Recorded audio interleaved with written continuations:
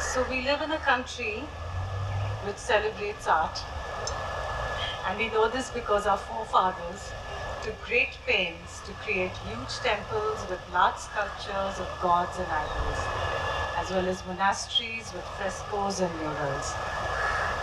Even smaller palaces and homes would be decorated with art. Can you hear me? Yeah? If I asked you to imagine a sculptor chiseling away at a piece of stone, large stone, or carving a piece of wood, or even a potter on a potter's wheel, how many of you could visualize a man doing that? Can you raise your hands if you think that a man would be doing that? Thank you. I want you to think again. So we are still stuck in our little ideas of how and who are sculptors. Few or none will think of a woman.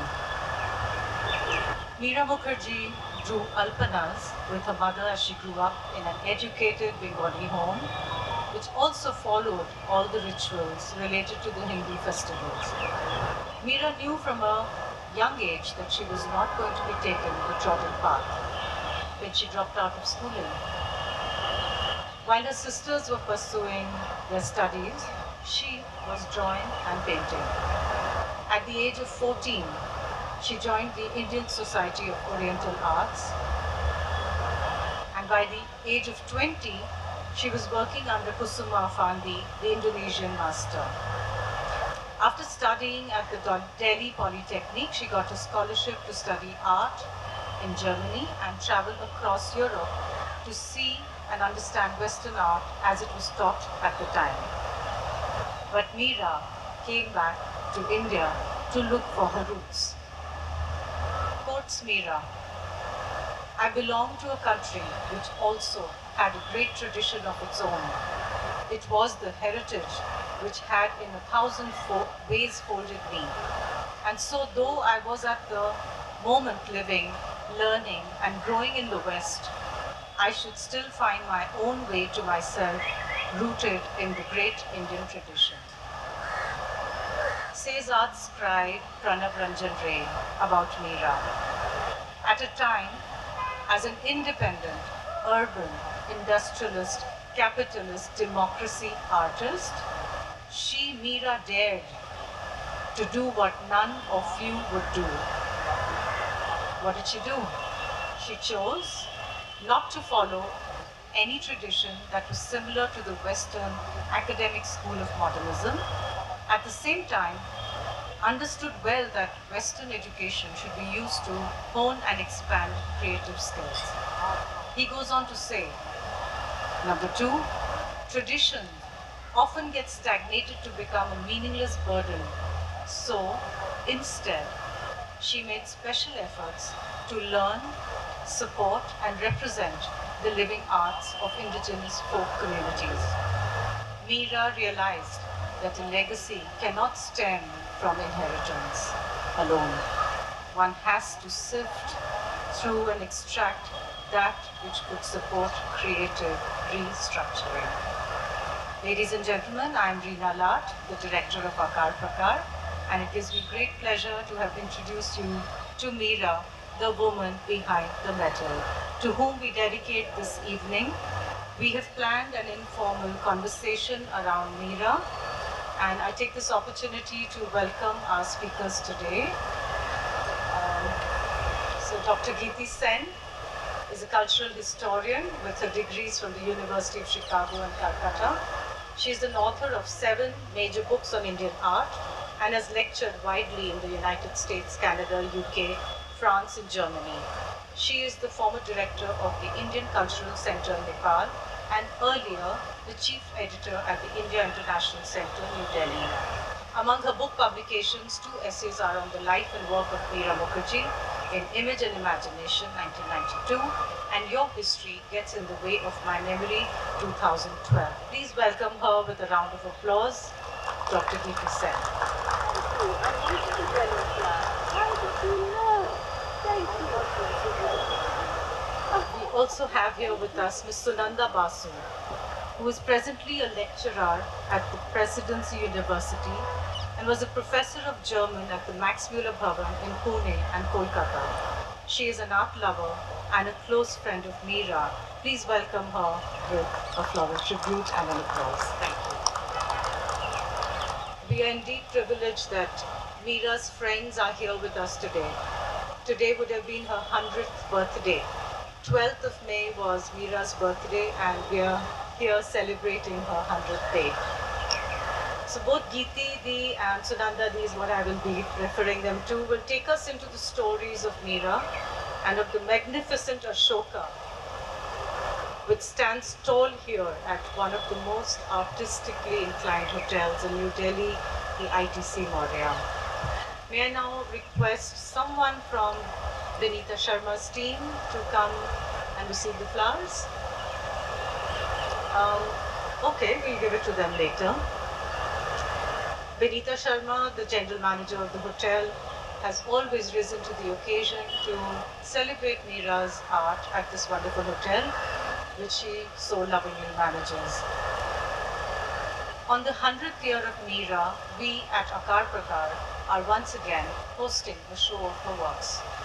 This time, the show includes not only her major works, but many of the works in mediums such as painting, wooden dolls, plaster of Paris, marble, ceramic, representing the extent of her oeuvre and her experiments with art. These were possible due to the loans by collectors who love Meera enough to know that great art must be shown. We have published a small brochure to mark this exhibition titled Life in All Things. Do remember to take your copies from the desk. As a tribute to Meera, her art and life, we have also co-published a book titled Breaking Molds with the Kiranadu Museum of Art and Art First Publications, which will be available for viewing at the desk and can be purchased at Akar Prakar and at Amazon. Do flip through the book when you have a moment free. Now over to you, Geeti. I want to thank Reena Lath of Gallery Akar Prakar and the ITC Maurya Hotel for hosting this show in celebration of Meera Mukherjee's 100th anniversary. I'm so glad that you've been able to come and to listen to us, I think, talk very informally about Meera's we both knew Meera, and I think we'll have different views, but different tangents of filling out her personality, her commitment to work, and her life. Personally, I think I was just so fortunate that I had the privilege, if you like to call it that, and the sense of, it was the time that I got to know her in 1974 in a show in Bombay where I'd bought a work of hers, The Flying Horse. That was the only work I had of hers, and it's no longer with me. But from 1975, when I moved to Delhi, I did see her a lot in Calcutta, and she'd come to Delhi. We have her relatives sitting right here, and I remember going over to see her. I was working then with a publishing house. I just want to bring this in because I think it's such a lovely story. It's truth, it's not a story. And I said to her, Meera, why don't you write something about your life? Write about your work. And she turned on to me and she said, but I'm not a writer, I'm a sculptor. It's you who's the writer, you write the book. You write the work. So I owe it to Meera. Meera Mukherjee was the first artist on whom I wrote seriously. And I'm so happy to be here because of that. This book of mine, which came out many, many years later, begins with Meera Mukherjee in the first chapter. It begins with my first serious writing. I was art critic for the Times of India and Bombay before that, and with Art Today in Delhi when I came to Delhi. But this was the first book. And I owe it to Meera that I actually wrote a book. And so, I wandered off the subject. If I may have another 2 minutes, I got to know Meera when she just made Ashoka at Kalinga. These were the years when Ashoka at Kalinga had been made and stood as a derelict colossus in her little backyard. Meera lived. She never owned her own place. She lived in a 2-bedroom or 2-room house with a gallery, with a balcony. Oh, I'm sorry, a gallery in a sense.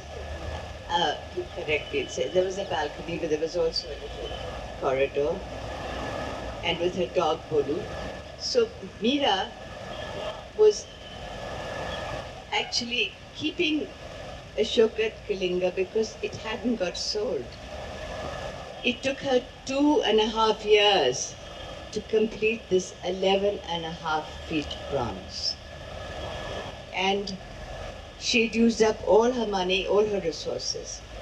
And it was bought in 79 or 78, if someone here from the Maurya, they'll correct me, a year after the Maurya Hotel was started. So for several years, it lay with her. For a little while, it was stowed away and put in the house of a very celebrated actress, I won't tell you who she is, in Calcutta. And then it was returned, just stowed away one day. So we're very happy to have the Ashoka at Kalinga with us, which took 2.5 years and was completed in 1972. More about it later. I think I just wanted to say that it was cast in 26 pieces, so the technical little bits are behind us, and it took 2.5 years. And I don't know if this is the time to introduce it, that maybe it is the time to begin with saying that Meera didn't know what she was starting out to do. She didn't. She did not make images of religious icons. Very rarely did she do that. Or images of kings and emperors. So Ashoka at Kalinga is a one-off. There are a few exceptions, but this is a one-off. And it's important to mention that. She says that she was not sure what she was going to do, but she made it first, the drawing, on a cigarette packet. She said, curiously, this image, I wanted to conceive a hero. And curiously, this image, which was to be a hero, was first drawn on an empty, used cigarette packet. And then I lost that cigarette packet. She never smoked, so someone else's. And yet she remembered it, and she made the drawing. So I think this is all I want to say. I've taken a lot of time. Thank you. You're doing well. So I'm going to keep moving between both our speakers, so they both have something to say, something to share. Sunanda Di being a friend of Meera Di, actually I never had the privilege to meet Meera Di. She died in 1998 and I didn't know who she was till then. But both of you ladies have met her. So I just want to know, Sunanda Di, as a friend, would you like to share some stories about Meera that, because everything I know is hearsay from friends like you and books I've read. So I think it would be wonderful to share some real life stories, and we also have a family here who will confirm those stories later. Good evening. Before I start, I want to have this short introduction because of this book which is lying in front of us, Breaking Molds. When we think about important persons, celebrities, we actually, they can be sculptors, okay, yeah, they can be sculptors, painters, writers, whoever it is. We always follow a certain pattern in our mind in portraying to understand them as distant characters. We pick up generally a partial view about the person, focusing only on their achievements in their own fields, which act like curtains, I wrote, but today I will call it molds. And today we are trying to break these molds and see the human Meera Mukherjee as I have known her. A lot has been written and said about Meera Mukherjee, the many-faceted creative genius from all over, experts from all over the world. And I, being a normal, ordinary language teacher, I can't add anything more to it. What I can tell you, I have been fortunate, of course, to know her as a human being. And I must, since Reena asked for anecdotes, I'll tell you a funny story how I met her. When I didn't even know her name, I was a new teacher teaching German at the Goethe Institute, Maxwell Bhavan in Calcutta. One day when I was passing by a room, I saw some brass figures. I thought, they look very familiar. I must go and have a look at them. And they reminded me of the dhokra art of the Bakura Bardhaman artisans. I was quite initiated in the dhokra art because my mother hails from Bakura, and she's the one who introduced me to dhokra art, and she gave me my first collection of dhokra from Bakura. So I had a look. I saw a lady sitting quietly at the corner. I thought, my God, these dhokras are very unique. They are big, they are beautiful. And that is the stage when Meera was using the wax wearing method. And they really looked like dhokras. And I've been a very indiscreet person. I walked straight to her and said, these are dhokras, aren't they? She didn't answer. She just stood quiet. I said, I would love to buy one of them, but I wonder why are they so expensive? With my 3 months salary, wouldn't make one small dhokra. She didn't say anything. But much later, years later, I heard she told about me. Sunanda doesn't know anything about art, and the way she hurt me, I felt like crying. But we never brought up that topic because it was not, I was initiated in dhokra art, and at that stage, her working ways were really similar to dhokras. And for me, it was Bakura, Bardhaman, and Bihar and Odisha. At that moment, I was not aware of Bastar, where Meera went later and learned it from the Bastar craftsmen, the art. Now, this is one story I would like to, just let me see what I have.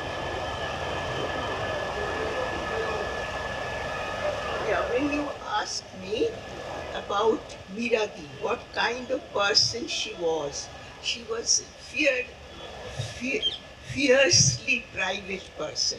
Although I knew her over 25 years, I spent hours at her place. I think I was the only one in Calcutta who didn't have any embargo on going to her place. Whenever I felt like, I just dropped in. She never, much later, I came to know that she doesn't want visitors to be there. But somehow with me, she made an exception. I remember a day when I was somehow very down and very depressed. I don't remember what was the reason behind it, but I went to her. She had a look at me and she asked me to sit down on the ground. We both of us sat down and she sang beautifully for me. Before that, I never knew that she can sing so well. And these are the small episodes. I would say perhaps later a little bit more on that. Okay, thank you, Sunanda Di. We know about Meera's German connections and that she had a librarian's job at the Max Muller Bhavan, and that she studied in Munich, and that several directors at the Goethe Institute supported her and hosted her exhibitions. In fact, I think the first one was in 1973 in Kolkata, and that's where you probably met her. Yes, I Yes. agree. I was back from Germany after a long stay in Germany, and I picked up courage and I talked to her.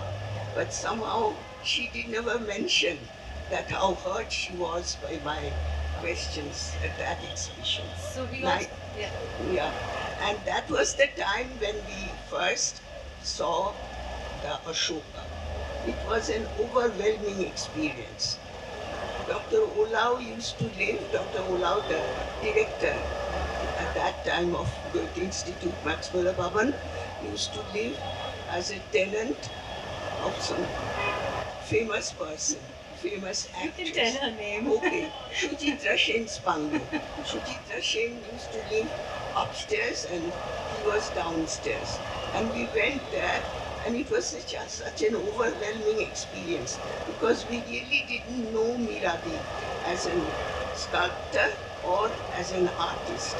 The magnificent Ashoka stood in the green lawn in open air, and the drawing room, the veranda, the wide veranda full of beautiful works of Meera Di.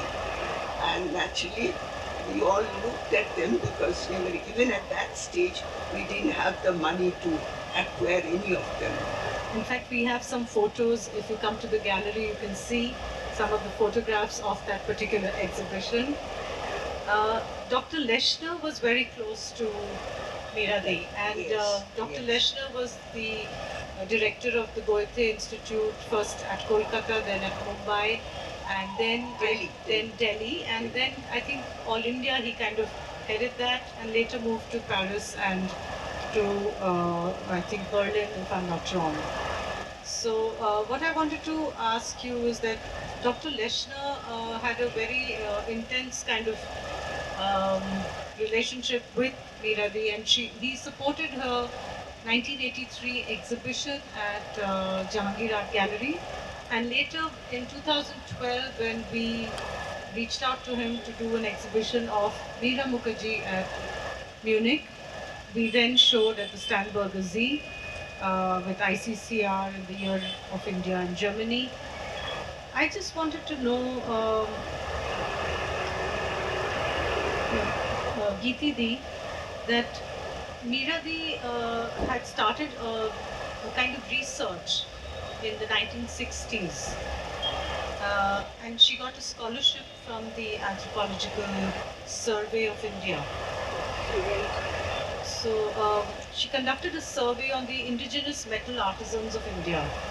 Later she wrote a book in 1994. Called Metal Craftsmen of India. Yeah, called I think Vishwakarma Shandhane, and No, that in was search of later. Vishwakarma. Vishwakarma was written just 3 years before she passed away. Okay. Her early book which was her research Okay. on these metal craftsmen from Bastar, but also from Orissa and other places Yes. that were mentioned just now by Sunanda, Okay. Bengal. So that's called Metal Craftsmen of India. And there she has very meticulously, I think it's a bit of a boring book, but it's a very meticulous and wonderful, comprehensive coming together of this tradition of bronze work in metal, in the lost wax process, and in the way that the lost wax process, which is also used across the world, it is called serre perdue in French, but it's the way it was used by the craftsmen in India, which is the way she followed it. And she went to Bastar for 2 years with a grant from, a very small grant from the Anthropological Survey of India, and she lived in Bastar and worked there. So, I mean, to her, I think not just the technique, but the actual lifestyle, the Gestalt, the content of Bastar craftsmen was very important, because like them, she did not work on, I mentioned this, she did not work on gods. Now it's changed. Tribal art is a lot about Hindu deities, but it was not. They were really about people who were deified. And she too used to work on subjects like the archer, the boatman, the kite seller, the spirit of daily work, which is a woman 5 feet in height, which is in the National Gallery of Modern Art. The spirit of daily work is about a housewife husking rice. So it is about people from daily life. That was what interested her and intrigued her. And the Ashoka and also the Buddha are exceptions. They're magnanimous, powerful exceptions. But let us remember that they were exceptions to what she was used to doing. And she was inspired by the Bastar workers. But the other thing important about mentioning the Bastar technique is the actual technique of using the lost wax process. And I watched her, I was able to watch her as she actually did the process and took the wax in long threads and made the base, and then it would be covered. And it was called lost wax because it was fired and the wax would melt away and it was replaced by liquid molten bronze. So that was important. And I think that she said something very interesting, because you see this here, and I want to look, now that the Ashoka is lit up, we can really, really look at him and see that, like the Bastar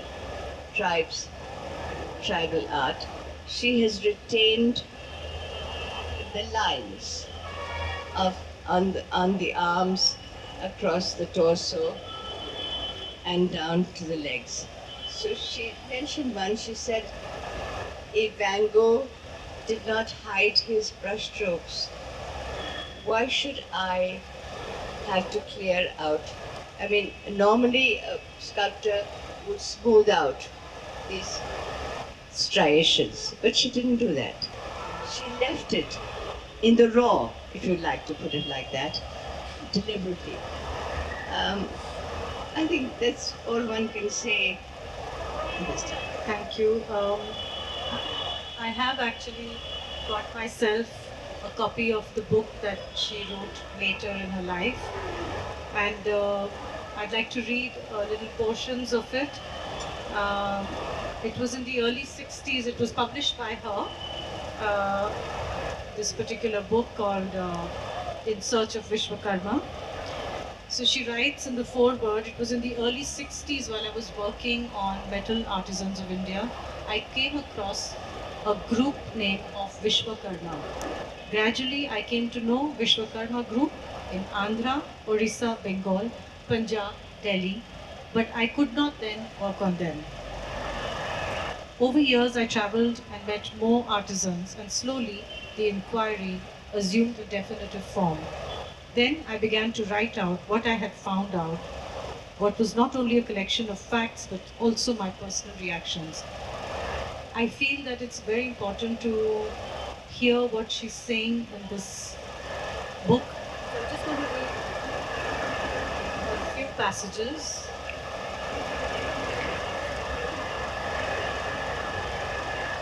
So she says, artisans were not regarded as men of noble birth by the epithet Brahmin. In their opinion, they were of mixed.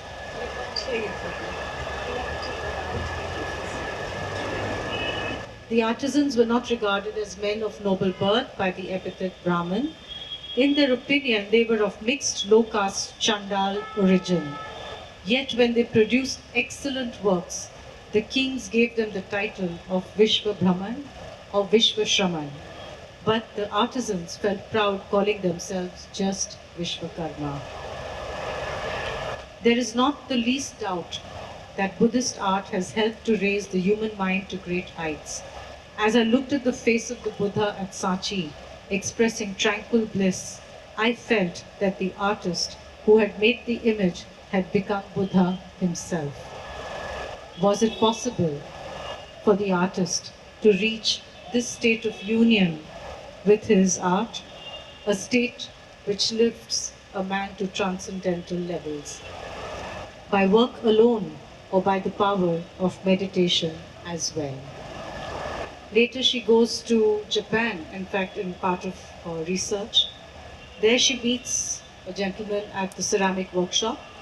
The master potter told me that the work they began with clay on the wheel forming vessels brought them to the path of salvation. This is the lesson they had received from their masters, and this is what guided them all through their work. The meditation which is in their minds as they work with their hands takes the form of the vessels they produce. He also said that the restlessness and haste for obtaining quick success, which is the spirit of modern civilization, was gradually taking new learners of the craft further away from this noble teaching. She also goes to Himachal Pradesh, to the tanka makers in these Buddhist monasteries, and goes to Lahore and Spiti. Here she notes, skilled artists are invited from different parts of the land to paint tankas in monasteries, but none of them claimed or received anything in return for their services. This being the accepted custom, even today this custom exists. Geeti, now that you've heard these passages and you've heard Meera speak, do you think that she was looking or searching for spirituality through her work? Yes, I'm not sure that she would use that, but she did use it when talking to me. She said that she conceived Ashoka and Kalinga and also the Buddha at the moment, she was talking about Ashoka, at the moment of his spiritual transformation. She uses that word, spiritual transformation. And she said, who could be my hero? You know, to connect with what I was speaking earlier, that she was searching for a hero greater than all heroes. And she said, who could be a greater hero than he who, after a victorious conquest, renounced it all and embraced the path of Buddhism. He was my hero at his moment of spiritual transformation. So, you know, while I mean, somehow I do not think, this is in response to an earlier conversation, not at this table. I think, although I never asked her this question, I do not think that Meera believed she was a follower of any one religion, and I don't think she was religious, of religious bent. Her religion, and she said it once, and I've quoted her, she says, my work is my religion. So, you know, I mean, that is, in a way sums it up. She wasn't answering my question, but she said that. My work is my religion.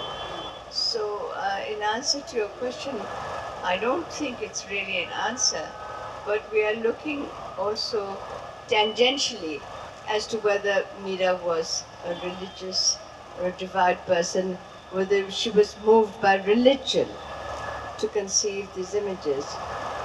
And I think not. Even the Buddha at Badam Tam, great powerful image, 14 feet, is the tallest image that she ever made.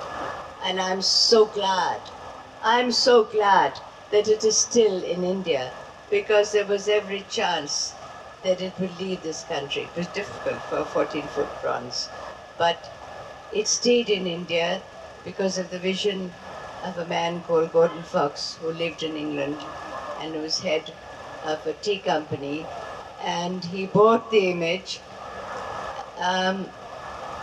I am not an agent in any way, but I had put the lorry group of the tea company and Mr. Gordon Fox, I'd made them aware of the Buddha, and I'd taken him to see the Buddha. So that point, Gordon Fox bought this image. I forgot what I was saying. So you're talking about, actually it's very interesting, the Buddha at Badam Tam was the last work that Meera did. Yeah. And I was left with the job. I mean, she wrote to me. yes. I just want to finish Yes. this. That she wrote to me. She used to write to me in postcards, small postcards. In those days, postcards worked, huh? So she said, I finished the Buddha image. Now that the head is done, my work is done. And she said in a letter with a lot of relief. And the letter reached me 2 days later in Delhi, after I'd already heard that she'd passed away. So she really just completed the Buddha, and I was one of the people who was left with the task, I mean, informally, asked how are we going to pay for the labor and the people who worked in the image and for the Buddha casting. So I was able to help them, very just fortunately, just in the sense that I put them in touch with. Add a thing or two, whether Meera was religious. I've never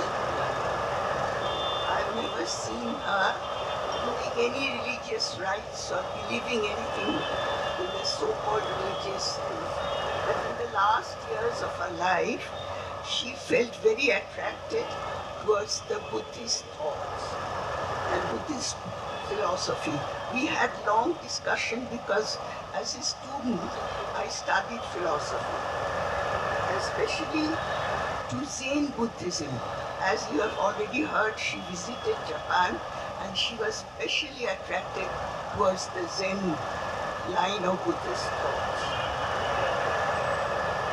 And if you ask me to say a thing to sum up what kind of person Meera was, I would say she was generosity, compassion personified.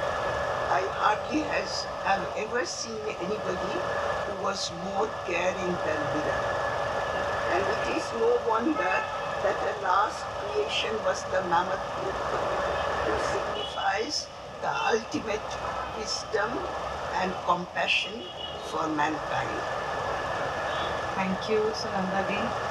So what I feel is that, interestingly, her swan song was the Buddha at Badam Tam, which was 14 feet, which was about 114 pieces, and she died when the head was made, when the head with the eyes. So even in Bengal, we believe that when they make the murti of the Durga, when the eyes are done, that's when the murti comes alive or the idol comes alive.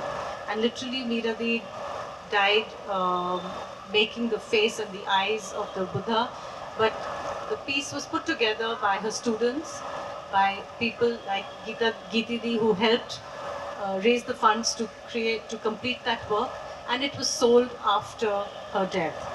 I find it strange that the two major pieces which she created was the Buddha and Badhamtan and the Ashoka, and both were Buddhist subjects in a way. And like you said, her religion was daily labor, like looking up to people who were the labor class. She was looking up to people who were artisans and craftsmen. So for me, these people, or this concept of Buddhism, or it's a very idealistic position for her, where these are larger than life. They are not small idols, they are not small sculptures that you can put around. They are just huge and very difficult projects that she took up in her life. And let me tell you that these were not easy. Meera Di was a person who believed that if she probably charged for her art, she would be cheating herself. And we found a letter written to Archana Roy where she quotes that, you know, it's my life's blood, and I know people tell me that I should charge for this, but you know, I would give my work away for free if somebody really wanted to have it. And as a result, she was invariably without money and in a very difficult condition of her life, and yet whatever money she got, she would create her sculptures. In fact, there is another story which, and she mentions it also, maybe Geeti Di will be able to say, that she would say, if you asked her the price of a sculpture, she said, oh, come back tomorrow, I'll ask my assistant Nimai. So why would you come back tomorrow? Because she wanted to get Nimai to weigh the sculpture. So the weight of the sculpture, if it was 10 kilos, then she would calculate how much bronze she used, and she would ask for a price based on that. So Meera Di was, I would say she was a very honest person and a very sincere artist, very committed to her work. Yet there were many hardships that she faced as a woman who decided to be in a man's world, to be an artist, sculptor, at a time when very few women were in the field of sculpting. And her criticism that she faced during her lifetime also was that she would distort her figures. Well, modern art is known for its distortions. But if you see the Ashoka, you see very large feet, you see very large arms, very big eyes. So Geeti Di, maybe you want to talk about this distortion and how she explained it in her work, or how she justified it, because she had to justify it. People are never kind to artists. As it is, it's difficult for them. But when they want to make a language of their own, there's always a resistance. Oh, that's well put, Reena. But I mean, as far as the Ashoka is concerned, I want to come back to the gestalt, or the content, for a minute. Ashoka stands at that moment. I come back to the words I used of spiritual transformation. Because if you look at his piece, the right hand is still holding the sword, is still grasping the sword in a very, very strong way. I mean, it's not just holding it, it's grasping it. And the left hand, which is elongated and long, has gone limp with fear, with apprehension, perhaps, of what he has done at the Battle of Kalinga. So he is seen in that moment of transformation, when he is changing. And Again, I want you to look at the proportions of the figure. The feet are very large. And by the way, she mentions that she started with the feet first, and she found that the figure didn't, because of the weight, the figure didn't keep its, the feet got squatted. But if you look at the head, in proportion to the body, the head is small. Isn't it small? It's perhaps 1 to 9. I'm guessing. But I'm sure if we measured it, we would see that it's 1 to 9 of the body compared to the head. Body. The head compared to the body. And yet what is so amazing is that the head is really by itself. He's in a different plane. He's really moved his head up. What is also very powerful is the length of the throat, and the head is tilted back and looking up as though he were going through some kind of transformation. And the head, by the way, is really typically like a tribal head. The eyes and the large ears. So she maintained what she had learned, which is the technique and the content and the life force that animated the tribal bronzes was brought into work. I don't know if this answers your question. I think it's good what you say. I also feel that maybe you can answer this, that she created a new sculpting idiom. And why I say that was because she moved away from the learned ways that was learned in college and school. She moved away, went into the community, went into the the heartland, and went into the Bastar villages. Yeah, she was the first one to do. Yes. So I feel that she carved like a new path. Absolutely. In but I don't know modern, about style. contemporary art. If you know, all of contemporary art is about each artist, man, woman, carving out their own style or idiom. So you can't say that she was creating a style, because obviously she was, and all of she was a contemporary artist, though she had very, very deep respect and regard for the tribal artists. And she mentions that again and again, that she has great regard for me. But she saw herself as a contemporary artist. And she says that you must break new paths. So I think she, yes, did, unlike the sculptors of her generation, which included some great sculptors like Piru Pochkanawala and Adi Davyarwala. I don't think we know them now because they've been forgotten. But one of them in Delhi, what's his name? I forget. Amarnath Sehgal. Amarnath Sehgal is known because of his museum in his house, and many others. None of them. They were all pursuing a contemporary world of sculpture that was inspired by Western contemporary art. Meera was alone. I'm sure there were others, but we don't know about them. But Meera was alone in exploring the content, the gestalt, this technique of Indian tribal art. I think that's really remarkable. Yeah. No, I think there are many things that come into this, and one major thing is that she discovered the struggles of these tribal communities, became one of them, understood why it was so important for them to be secretive about whatever their techniques was, what they were achieving. They wanted to not share it with her. So the first time she goes into the village and says, I want to learn from you. So they tell her, go and pick up the goat shit and put it somewhere else.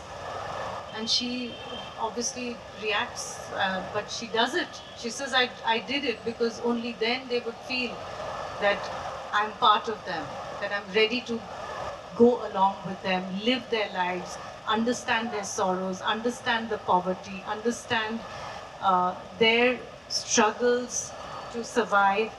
And what I feel is that she eventually figures that the community in these tribal traditions, the community is which defines what joy is, what sadness is, what despair is, and they share that. I think Meera learned that, and through that I find that her works, through such works such as Ashoka, brings out the compassion in human life, the compassion that art must take us to. I just want to read out a little something I wrote. I feel she went beyond the simple idols and things of use to create descriptive pattern pictures, not purely imaginary, but subjects from close observation of rural folk. Another thing that we find in the tribal sculptures are they're very frontal facing. Meera's pieces always had a feeling. They always had an emotion that came through. For instance, if you look at the Ashoka, as Geeti explained, it's a moment of transformation. There's a sword in one hand. There's a look looking away, a dreamy look, a view that is that feeling that there is somewhere else to go, that search for a better place. There is no exaggeration, no oversimplification. Keeping with the essence of ancient India and its aesthetics, she was able to create art that beautifully interwove the lives of its subjects to achieve a fuller beauty and value. Some words that pop out for Meera before we close is dignity of human labor, happiness, energy, self-respect, optimism, daily life, struggles, poverty, and sad lives that move the artist. I think we can open any questions from the audience before we close the evening for the day. Or we can just mingle and talk to each other. There's something very interesting I want to show you. Beenadi, you've got her citation. So in 1967, the government of India granted her an award, a national award as a craftsman. Now there are many stories around this particular citation. I was told that she refused it because she said she's not a craftsman, she's an artist. Somebody said no, she went and took it. Obviously she took it because it's here. But there are all kinds of stories around Meera.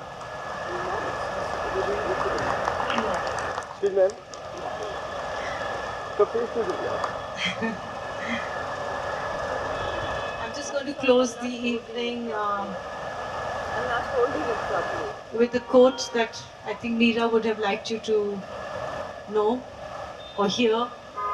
She says, I served a period of apprenticeship under the Bastar artisans.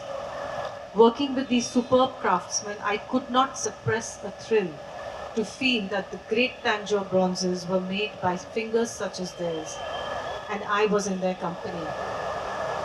As I saw their dedicated effort with which they built holy images which men will revere and worship, I asked myself, can we artists, modern artists, not approach the work that we do in the same spirit?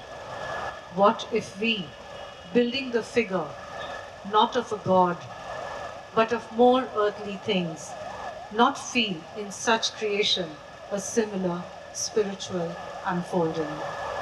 with this, we'll continue the conversation about Ashoka, and I'd like to thank Beena Di for coming, Yukti Di, your cousin. I think there's somebody from KNMA here. Thank you Geeti Di, Sunanda Basu for your valuable inputs. And I would urge all of you to come to Akar Prakar to see the show of our works that we are doing, Life in All Things. We also have a children's book called Breaking Molds, which you can flip through. It's available on Amazon and at the gallery. We've got a brochure for all of you. Please do take a copy. It's meant for everybody to take home. Thank you, Benita, Jitendra, your wonderful team, Palak, Shagun from the ITC. Thank you to my co-director, Abhijit Lath, to my team, Siddhi, Anjana, Pramita, Manju, Ranjit, who are present here with me. And a big round of applause for Meera and for all of us for going through all of it. Thank you. So it's Meera's birthday today. It's 12th of May. So I'm very, very happy to have you all here and enjoy her birthday evening. Thank you.